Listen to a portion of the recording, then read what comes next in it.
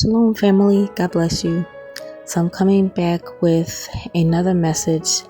The Lord gave me this message and He titled it, "It's a Public Front with Private Battles." So I don't know who this word is for, who will come across this message. It is definitely for somebody, even if it's for whoever this is for. It could be a confirmation. It could be just someone. It's definitely for someone. Okay, so I'm just gonna move on with the message. So the person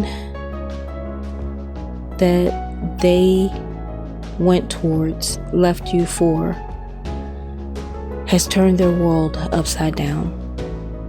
They took the bait just to experience the downfall, but it was a choice of their own. So they thought the grass was greener. They thought the pastures were greener. And so it's like both parties have been trying to overcome with, a mask, wearing a mask publicly, but privately, it's a private battle. Does that make sense?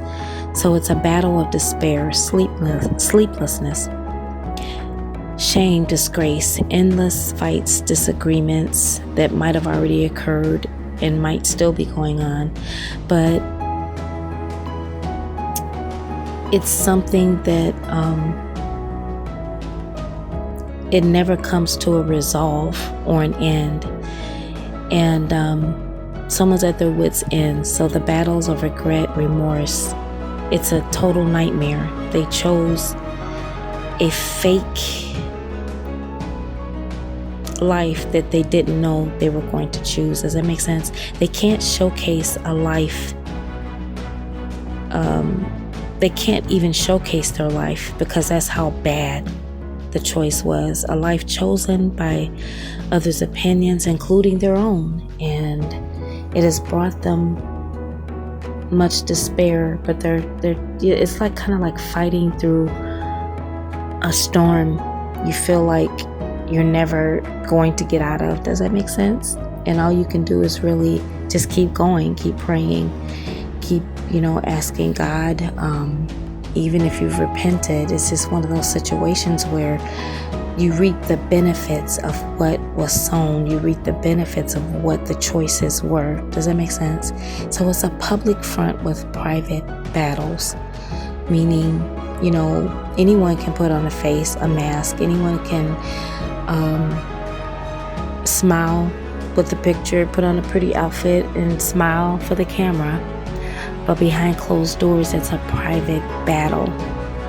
It's a constant battle of the mind, of the choices, of the repercussions, of the consequences.